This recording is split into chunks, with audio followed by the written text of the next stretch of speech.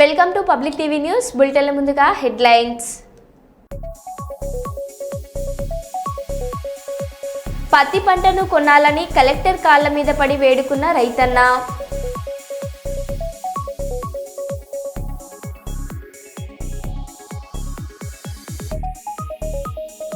గోమాత బొమ్మతో వినూత్న గృహ ప్రవేశం.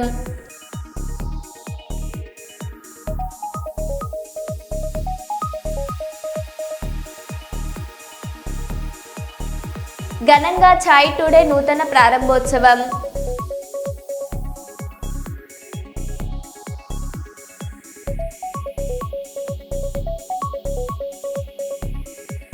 షఫీవుల్లాను సన్మానించిన విశ్రాంత ఉద్యోగులు.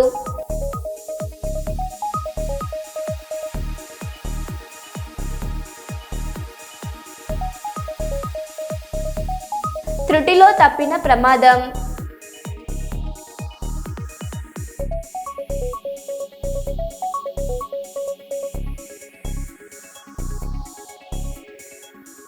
ఇక వివరాల్లోకి వెళ్తే, జూబ్లీహిల్స్ ఎన్నికల ప్రచారం మీద ఉన్న శ్రద్ధ కాంగ్రెస్ ప్రభుత్వానికి పత్తి రైతుల మీద లేదని తెలంగాణ జాగృతి అధ్యక్షురాలు కల్వకుంట్ల కవిత అన్నారు. ఆదిలాబాద్లో మంగళవారం నిర్వహించిన జాగృతి జనంబాట కార్యక్రమంలో కవిత ఈ విధంగా మాట్లాడారు. జూబ్లీహిల్స్లో రైతులు లేరు కనుక వారిని పట్టించుకోవడం లేదని అన్నారు. పత్తి రైతుల పరిస్థితిపై తీవ్ర ఆవేదన వ్యక్తం చేసిన కవిత, మొంతా తుఫాన్ ప్రభావం ముందే తెలిసిన ప్రభుత్వం యంత్రాంగం ఎటువంటి చర్యలు తీసుకోలేదని విమర్శించారు. ఒక పక్క మొంతా తుఫాన్ వచ్చిందని తెలుసు, ఆ తుఫాన్ వస్తే తేమ శాతం పెరుగుతుందని కూడా తెలుసు. కానీ ఇక్కడ ఉన్నటువంటి బీజేపీ ఎమ్మెల్యే గారు కావచ్చు, ఇక్కడ ఉన్నటువంటి బీజేపీ ఎంపీ గారు కావచ్చు, మరి ఇక్కడ ఉన్నటువంటి ఏ నాయకులైనా కాంగ్రెస్ కానీ బీఆర్ఎస్ కానీ ఎవ్వరు కూడా కనీసం ముందస్తు జాగ్రత్త అన్న తీసుకోలేదు. జిల్లా కలెక్టర్ గారు ఖచ్చితంగా ఒక అడుగు ముందు ఉండాలి. మా జిల్లాలో ఈ ఇబ్బంది అవుతుంది అనేటటువంటి యాంటిసిపేషన్తోని ప్రభుత్వం మీద ఒత్తిడి పెంచాలి. కానీ అటువంటి పరిస్థితి ఇక్కడ నిన్న కనబడలేదు. ప్రభుత్వం 1 వీక్లో మొత్తం పోయిన వారం అంతా కూడా జూబ్లీహిల్స్ ప్రచారం మీద ఉన్న శ్రద్ధ పత్తి రైతుల జీవితాల మీద లేకపోవడం అన్నది దారుణం. కాంగ్రెస్ పార్టీ వరంగల్కు రాహుల్ గాంధీ గారిని తీసుకొని వచ్చి రైతు డిక్లరేషన్ అని చేసి రైతులకు ఏదో చేస్తామని చెప్పి మాయమాటలు చెప్పి ఓట్లు వేయించుకొని వాళ్ళ అధికారంలోకి వచ్చిండ్రు. కానీ ఏ ఒక్క రైతు కానీ, అది వరి పండించే రైతు ఇవాళ సంతోషంగా లేడు, మక్క పండించే రైతు ఇవాళ సంతోషంగా లేడు, పత్తి పండించే రైతు సంతోషంగా లేడు, సోయా పండించే రైతు సంతోషంగా లేడు. ఇది కరెక్ట్ కాదు. రైతుని విస్మరించినటువంటి రాజ్యం ఎన్నటికి కూడా బాగుండదు. ఒక పక్క మీరు వాళ్ళకు బోనస్ ఇస్తలేరు, ఇంకొక పక్క టైంకి రైతు భరోసా మీరు ఇస్తామన్నంత అమౌంట్ ఇస్తలేరు, ఇంకొక పక్క యూరియా ఇయ్యలేకపోతున్నారు, ఇంకొక పక్క కరెంటు పోతున్నది. మరి ఇక రైతు వ్యవసాయం ఎట్లా చేసుకోవాలి? పోనీ చేసుకొని ఏదో ఒకటి చేసి కష్టపడి మార్కెట్కి తీసుకొస్తే దారుణమైనటువంటి పరిస్థితి ఉంది. నిన్న అక్కడికి పోతే రైతులు ఒకటే చెప్తున్నారు, మా ట్రాక్టర్ ఇట్లా లోపలికి రాగానే మాయిశ్చర్ కంటెంట్ తీసుకుంటున్నారు, డెఫినెట్గా అది ఎక్కువ వస్తుంది, మేము ఆరబెట్టుకున్న తర్వాత తీసుకోవాలి. ఈ కనీస చిన్న చిన్నవి కూడా పాటిస్తలేరంటే నిన్న మీ అందరి సమక్షంలోనే నేను కలెక్టర్ గారికి మాట్లాడడం జరిగింది. వారు దానికి ఒప్పుకున్నారు. లేదు కొంచెం అవకాశం ఇస్తామని చెప్పిండ్రు. అంటే ఎక్కడికక్కడ ప్రతిపక్షం నుంచి వాయిస్ రేజ్ చేస్తే చిన్న చిన్న సమస్యలైనా తీరితే అది రైతులకు లాభం అవుతుంది, ప్రజలకు లాభం అవుతుంది అనే ఉద్దేశంతో చేపట్టిన ఈ యాత్ర. అందులో కాటన్ మార్కెట్లో నిన్న అకాల వర్షాలు రైతుల ఆశలను తుడిచిపెట్టేశాయి. తుఫాన్ దెబ్బల నుంచి కాస్త గట్టెక్కిన రైతులు మళ్లీ వానల బారిన పడ్డారు. అకస్మాత్తుగా కురిసిన వర్షం వరంగల్ ఏనుమాముల మార్కెట్లో ఉంచిన మొక్కజొన్న, పత్తి పంటలను తడిసేసింది. నెలల తరబడి కష్టపడి పండించిన పంట క్షణాల్లో నాశనమైంది. వర్షం ఎప్పుడు మొదలై ఎప్పుడు ఆగిందో తెలియక రైతులు హృదయ విదారకంగా చూస్తూ ఉండిపోయారు. ఈ పరిస్థితుల్లో నష్టపోయిన రైతులను ప్రభుత్వం ఆదుకోవాలని ప్రజలు కోరుతున్నారు.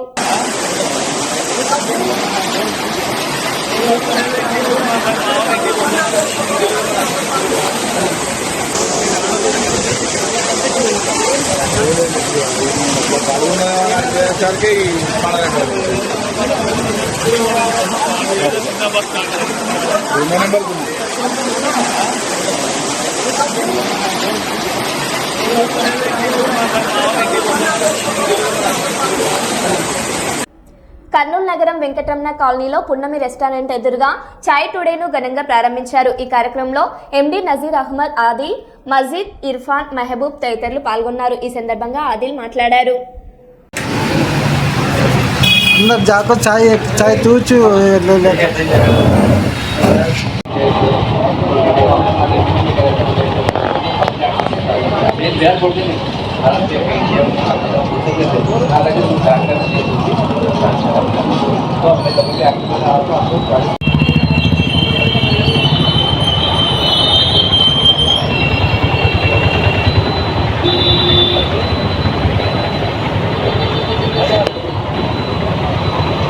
వీడియో తీద్దాం.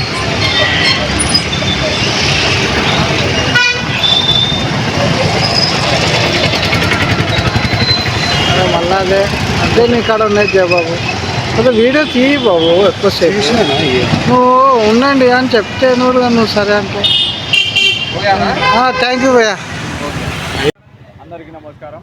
మన కర్నూలు జిల్లాలోని ఈరోజు వెంకటరమణ కాలనీ పున్నమి రెస్టారెంట్ ఆపోజిట్లో చాయ్ టుడే అనే షాప్ ఓపెన్ చేయడం జరిగింది. అందరికీ గమనిక ఏమంటే అందరూ ఉదయం పూట కానీ సాయంత్రం కానీ వచ్చి టీ తాగాల్సిందిగా కోరుతున్నాము. మన దగ్గర స్పెషల్గా వచ్చేసి కాఫీ ఉంటుంది, టీ, బాదం, పిస్తా అన్నీ, జింజర్ టీ అన్నీ ఉంటుంది, అల్లం బెల్లం ఉంటుంది, బెల్లం టీ ఉంటుంది, షుగర్ వాళ్ళకి, షుగర్లెస్ టీ ఉంటుంది. అందరూ వచ్చి ఒకసారి రుచి చూడాల్సిందిగా కోరుతున్నాము. ఒకసారి మీరు వస్తే మీతో పాటు మీ ఫ్రెండ్స్ని, ఫ్యామిలీని అందరూ తోలుకొని వస్తారు. అలాంటి టేస్ట్ మన దగ్గర ఉంది. అందరికీ నమస్కారం. ఈరోజు వెంకటరమణ కాలనీలో చాయ్ టుడే ఓపెన్ చేయడం జరిగింది.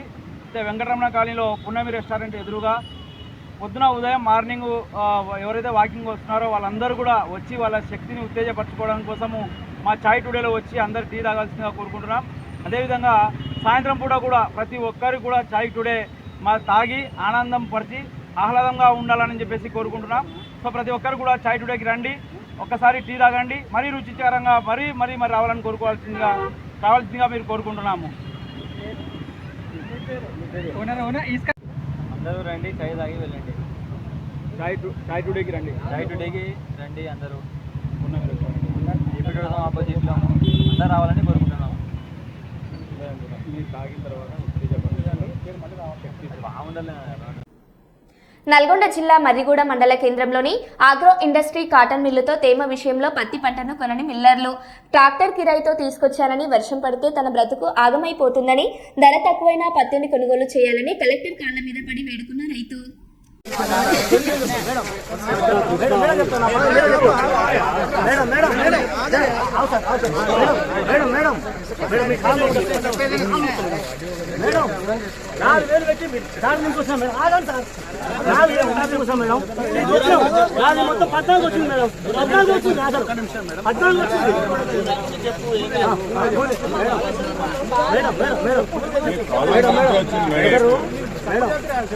అనుకూలిస్తలేదు మేడం. మేము రైతులం అన్న కష్టం చేసి కాసేసి కూలీలకు 600 అవుతుంది మేడం. తాటకిరాయితోటి అటకిరాయితోటి కాకపోతే 12 వస్తే కొంటున్నాం. 14 వచ్చింది మేడం. నేను కాయ చేసుకొని రైతు తీసుకున్న ఓన్ సొమ్ము తింటాను కాదు. నేను రైతుని కాకపోతే 14 ఉంది. దానికో 300 తక్కువ చేసుకోండి, కానీ కాల్ చేయాలి. సోమవారం కలెక్టరేట్లో మేడం ఇంకోటి మేడం బుక్ చేద్దాం. క్యాన్సల్ అయిపోతుందట. దయచేసి మాట్లాడితే ఎవరికి మంచి జరిగింది. సోమవారం కలెక్టరేట్లో ప్రజావాణి. పెద్దపల్లి జిల్లా రామగుండం కార్పొరేషన్లో మళ్లీ కూల్చివేతలకు ప్రజాప్రతినిధి ఆజ్యం పోశారు. దీంతో సామాన్య మధ్యతరగతి కుటుంబాలు మానసిక ఆవేదనకు గురవుతున్నారు. ఇదే క్రమంలో గోదావరికని పట్టణ చౌరస్తా వద్ద ఇటు సింగరేణి అటు కార్పొరేషన్ రోడ్ల వెడల్పు పేరుతో కూల్చివేతలను ప్రారంభించింది. దీంతో మధ్యతరగతి కుటుంబాలు అక్కడ నివసించే పరిస్థితి లేకుండా మారింది. కూల్చివేసిన అనంతరం కనీసం తిరిగి తాము నిర్మించుకునే పరిస్థితి లేదని రోడ్డు పక్కన వ్యాపారులు ఆవేదన వ్యక్తం చేస్తున్నారు. పోలీసులను అధికారులను అడ్డం పెట్టుకుని MLA Raj Thakur Makkan Singh blackmail కు పాల్పడుతున్నాడని బీఆర్ఎస్ పార్టీ రాష్ట్ర నాయకులు కౌశిక్ హరి ఆరోపించారు. ఇదే క్రమంలో పార్టీ శ్రేణులతో కలిసి పట్టణ చౌరస్తా సమీపంలో జరుగుతున్న కూల్చివేతల ప్రదేశాలను పరిశీలించారు.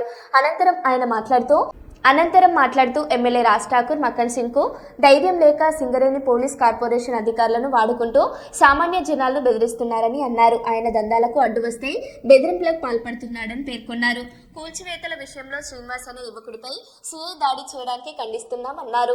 ఆయనపై ఉన్నతాధికారులు చర్యలు తీసుకోవాలన్నారు. అదేవిధంగా శ్రీనివాస్ అనే యువకుడు మాట్లాడుతూ దుకాణాలకు పట్టాలు ఉన్నప్పటికీ కాంగ్రెస్ పార్టీ నాయకులు తమను బెదిరిస్తున్నారని అన్నారు. రోడ్డు పక్కన ఉన్న తమ చిన్న రేకుల షెడ్లను కూల్చివేస్తూ బిల్డింగ్లు కట్టుకోవాలని, కూల్చాలని హుకుం జారీ చేస్తున్నాడని అన్నారు. కాంగ్రెస్ పార్టీ నాయకులు రాత్రికి రాత్రి తమ రేకుల షెడ్డును కూల్చివేస్తామంటూ బెదిరింపులకు గురి చేస్తున్నారని అన్నారు. సామాన్య జనాలపై ఇలాంటి ఆక్రతాళ్లకు పాల్పడడం సరైన విధానం కాదని శ్రీనివాస్ పేర్కొన్నారు. ఒక రోడ్ ఎంత ఉండాలి? ఇవాళ మన చౌరస్తా నుంచి న్యూ అశోక్ వైపు పోవడానికి ట్రాఫిక్ ఎంత ఉంటుంది? సైంటిఫిక్ సర్వే చేసుకొని దాని ప్రకారం రోడ్డు ఎంత వెడల్పు పెట్టాలనేది ఉంటుంది. కానీ అక్కాన్ సింగ్ ఎక్కడో గేటెడ్ కమ్యూనిటీ లాగా ఉండి బతికొచ్చి ఇక్కడ కూడా ప్రతిదీ గేటెడ్ కమ్యూనిటీ లాగా ఉండాలనుకుంటే అయితే సాధ్యం కాదు. నువ్వు ఎక్కడ సర్వే చేయించినావు? ఇక్కడ ట్రాఫిక్ ఎంత? ఫ్యూచర్లో ఈ తొవ్వ నుంచి ఎంతమంది పోతారు? ఎందుకోసం దీన్ని రోడ్డు వెడల్పు చేయాలా? ఎంత అవసరం అనేది జ్ఞానం లేకుండా, ఏ అధికారితోటి సంప్రదింపులు లేకుండా అసలు ఇది ఎవరు కూలగొడుతున్నారు? సింగరేణి వాళ్ళు కూలగొడుతుర్రా? మున్సిపల్ వాళ్ళు కూలగొడుతుర్రా? కూలగొట్టే అధికారం వాళ్ళకి ఏమున్నది? ఇవన్నీ కూడా పట్టాలు ఉన్నాయి. ఇది బ్లాక్మెయిల్ చేసే విధంగా రాత్రి వచ్చాడు ఒకటి చెప్పిపోతాడు, పొద్దున వచ్చి ఒకటి చెప్తాడు, ఇవి మొత్తం కూలిపోతాయి, మీరు వచ్చిపోయి అన్నకు బాయికి కలిసి మీరు పద్ధతిలో కట్టుకోకపోతే మొత్తం కూలుతాయని ఇంకోటి బ్లాక్మెయిల్ చేస్తాడు. ఇట్లా బ్లాక్మెయిల్ చేస్తూ వాళ్ళు ఇచ్చిన డిజైన్ ప్రకారం వీళ్ళు కట్టుకోవాలన్నట్టు. ఎక్కడన్నా ఉంటుందా అండి? ప్రైవేట్ ఇల్లు, రోడ్ పాయింట్ ఉన్న ఇల్లులు ఈ వాళ్ళు ఇచ్చిన డిజైన్ ప్రకారం పట్టుకుంటే మరి వాళ్ళు ఇచ్చిన డిజైన్ ప్రకారం కట్టుకుంటారు. అలా నీ కంట్రిబ్యూషన్ ఏంది? నువ్వేమైనా డబ్బులు ఇస్తావా?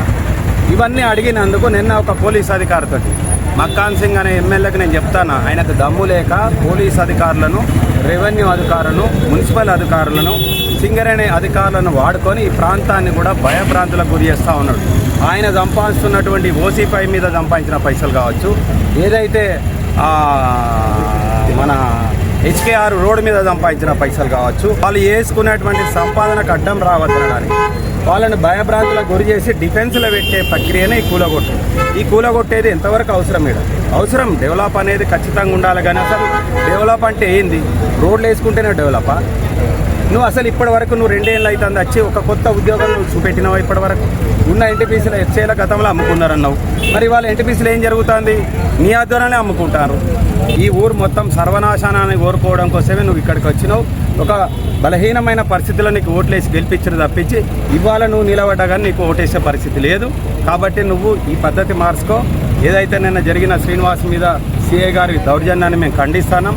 గోదావరి కానీ హనుమాన్ నగర్ మెయిన్ చౌరస్తాలో ఉంటాం. 1950 ముందు నుంచి సుమారు 70 ముందు నుంచి మా ఫాదర్ మా తాత ఇక్కడికి వచ్చి ఉంటాను. మెయిన్ సెంటర్ గోదావరి కానీ అప్పటికి చౌరస్తా కూడా ఏర్పడలేదు. జనగామ గ్రామ పంచాయతీ, ఆ తర్వాత రామగుండం నోటిఫైడ్ ఏరియా అయింది.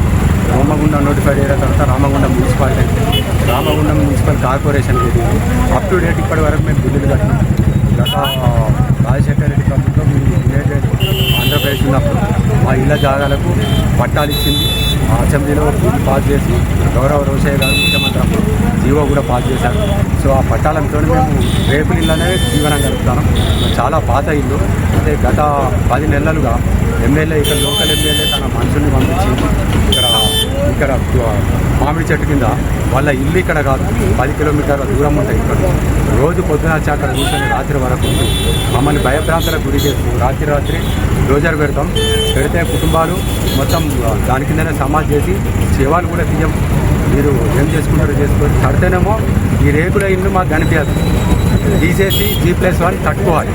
లేదంటే రాత్రి రోజర్ వచ్చి దొప్పేస్తే ఈ శవాలు కూడా బయటికి తీసే నాదుడు ఉండడు. రేకుల ఇల్లు కనిపించద్దంట ఎమ్మెల్యేకి. మరి ఈ రేకుల ఇళ్లను వచ్చి ఓట్లు అడుక్కున్నాను, ఎటుపోయింది? నేను అడుగుతున్నాను. రేకులు ఇల్లు వద్దన్నప్పుడు రేకుల ముందు వచ్చి అడిగినావు కదా, ఏడిసినావు. ఆడదానిలక్క ఏడిసి మా ముందు నటన చేసి మమ్మల్ని ఓట్లు తీసుకున్నావు, మరి మా ద్వారా తీసుకున్నావు.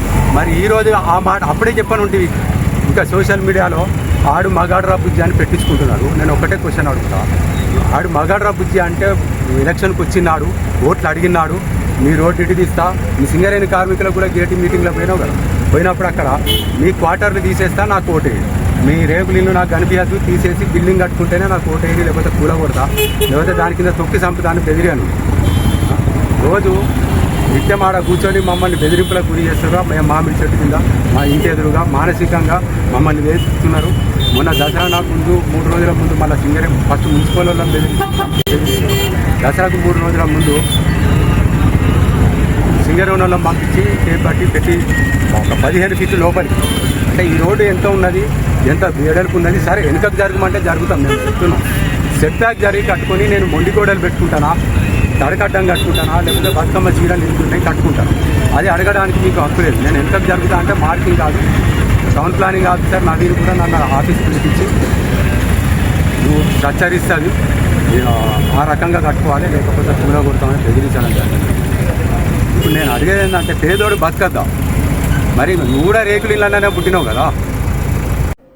పెద్దాపురం నియోజకవర్గ వైఎస్ఆర్ కాంగ్రెస్ పార్టీ ఇన్ఛార్జ్ శ్రీ దావులూరి దొరబాబు ఆధ్వర్యంలో ఇటీవల జరిగిన శ్రీకాకుళం జిల్లా కాశీబుగ్గలోని వెంకటేశ్వర స్వామివారి ఆలయంలో జరిగిన తొక్కిసలాటలో మరణించిన వారి ఆత్మలకు శాంతి కలగాలని మరియు ఈ ఘటనలో నష్టపోయిన కుటుంబాలకు సంఘీభావంగా శాంతియుత కొవ్వొత్తుల ర్యాలీ పెద్దాపురం నియోజకవర్గం సామర్లకోట పట్టణ స్టేషన్ సెంటర్లో శనివారం సాయంత్రం నిర్వహించారు.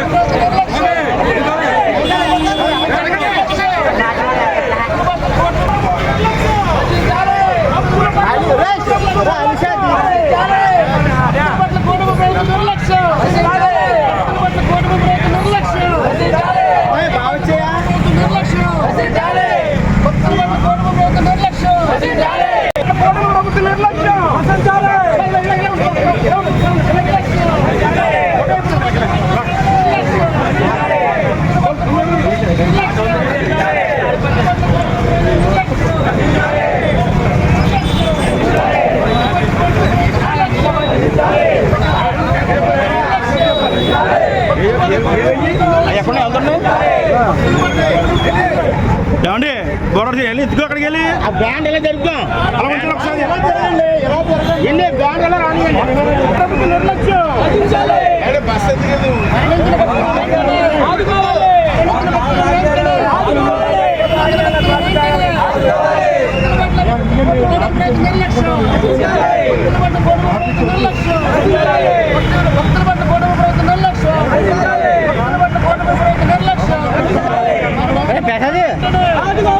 భద్రత కూడా ఈరోజు కరువైంది. ఆయన పరిపాలనలో అన్ని వర్గాలు కూడా మొన్న తుఫాను వలన రైతులు అలాగే మహిళలు అందరూ కూడా ఈరోజు ఆటో వాళ్ళు కూడా ప్రతి ఒక్కరు కూడా ఈ రోజు చాలా బాధపడుతూ ఉన్నారు. ఈరోజు చంద్రబాబు నాయుడు గారు ప్రభుత్వం లా అండ్ ఆర్డర్ వదిలేసి ఈ రోజు వైఎస్ఆర్సీపీ పార్టీ నాయకులు కార్యకర్తల మీద అనేక కేసులు పెట్టి ఈ రోజు అక్రమ కేసులు పెట్టి ఈ రోజు కక్షాపూర్తి రాజకీయం చేస్తా ఉన్నారు. అన్నిటికంటే ముఖ్యమైనది ఆ కలియుగ దైవమైనటువంటి వెంకటేశ్వర స్వామి ఆలయంలో ఆ రోజు కల్తీ నెయ్యి జరగకపోయినా సరే ఆ రోజు రాజకీయంగా అనేక విమర్శలు చేసి చేయడం వలన ఆ యొక్క దేవుని శాపం వలన ఈ రోజు మన ఆంధ్రప్రదేశ్ లో ఎన్నో సంఘటనలు జరుగుతూ ఉన్నాయి. మన సింహాచలంలో గోడ కూలి మరణించడం, అలాగే వైకుంఠ రోజు తిరుమలలో ఆ రోజు కూడా భక్తులు మరణించడం, ఆ రోజు తాబేళ్లు కానీ ఈ రోజు కాశీ దొక్కు జరగడం కానీ ఇన్నాటి సంఘటనల్లో ఈ రోజు ప్రభుత్వ వైపుల్ని ఈ రోజు కల్పిస్తా ఉంది. ఈ రోజు చంద్రబాబు నాయుడు గారికి అయ్యా ఈ రోజు ప్రజల భద్రతను పట్టించుకోండి, అలాగే భక్తుల భద్రత పట్టించుకోండి, అంతేగాని కక్షాపూర్తి రాజకీయాల మీద మీ సమయం వెచ్చించకుండా ఈ రోజు ప్రజల కోసం ఈ రోజు మీ సమయాన్ని కేటాయించాలని తెలియజేసుకుంటూ ఆ దుర్ఘటనలో మరణించిన ప్రతి ఒక్కరి యొక్క ఆత్మశాంతి కలగాలని ఆ రోజు మిగిలిన వారు కూడా త్వరలో కోరుకోవాలని కోరుకుంటూ సెలవు తీసుకుంటా ఉన్నాం.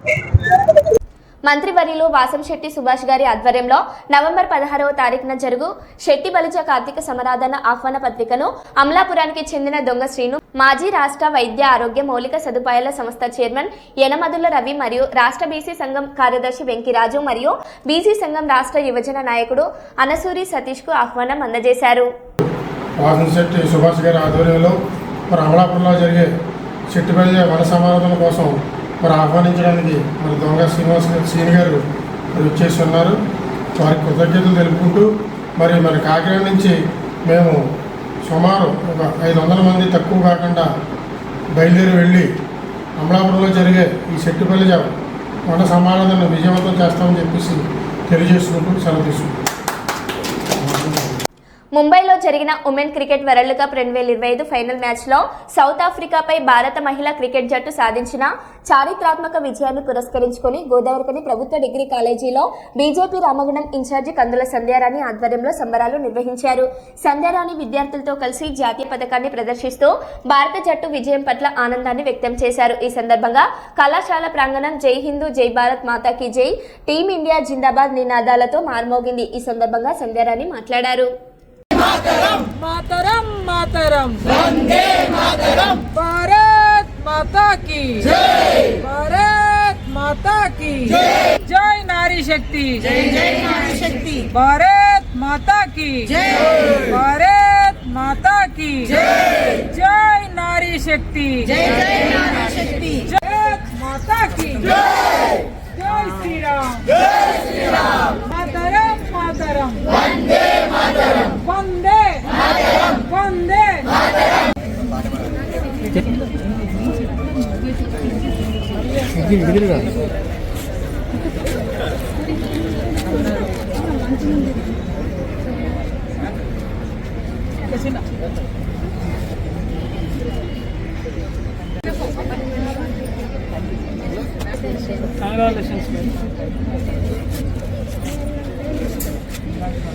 ఉమెన్ క్రికెట్ టీం అద్భుతమైన ఆటని, వారి ప్రతిభని కనబర్చి ఇండియాకి ప్రపంచ కప్ని సాధించి పెట్టడం, నారీ శక్తిని ప్రపంచానికే చాటి చెప్పడం, నిజంగా ఇది భారత నారీ శక్తి అద్భుత విజయంగా మేము భావిస్తూ ఉన్నాము.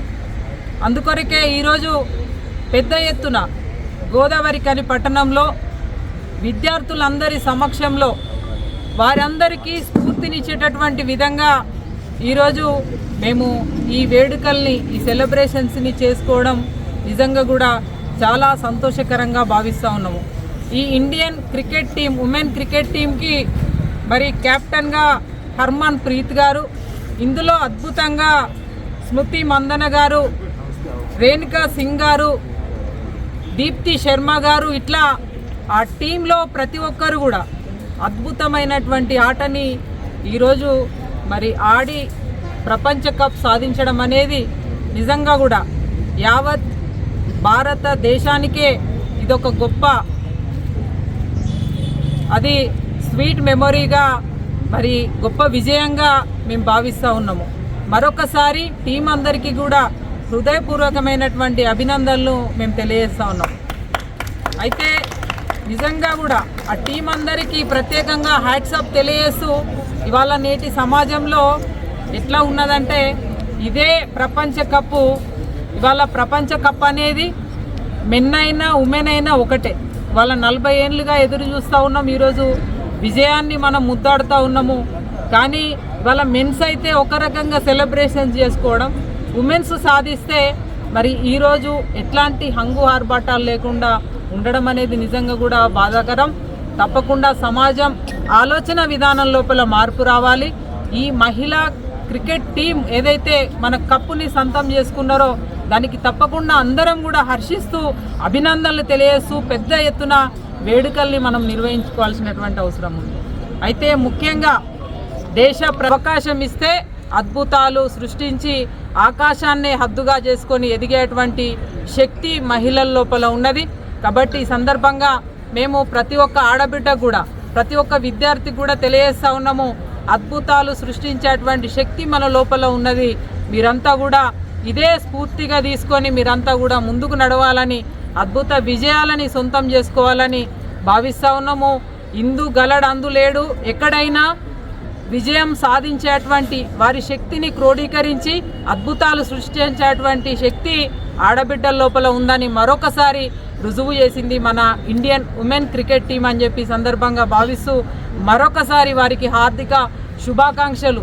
ఈ జాతి ఔన్నత్యాన్ని, ఈ జాతి గౌరవాన్ని, మన దేశ గౌరవాన్ని, మన దేశ ప్రతీకని నిలబెట్టినటువంటి cricket team, Indian women cricket టీంకి హృదయపూర్వకంగా శిరస్సు వంచి వారికి అభినందనలు తెలియజేస్తూ మరొకసారి మరి వాళ్ళ విద్యార్థుల మధ్య ఈ వేడుకల్ని నిర్వహించుకోవడం చాలా శుభపరిణామంగా సంతోషంగా భావిస్తూ మరి వీరందరి తరఫున హృదయపూర్వక శుభాకాంక్షలు తెలియజేస్తా ఉన్నా. భారత్ మాతాకి జై. భారత్ మాతాకి జై.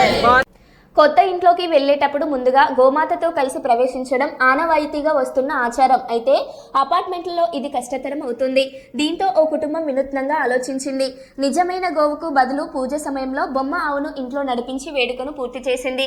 ఫ్లాట్లోకి గోవును తీసుకెళ్లలేకపోవడంతోనే ఈ సాంకేతిక పరిష్కారం వాడారట. ఈ ఐడియాకు నెటిజన్లు ఫిదా అవుతున్నారు.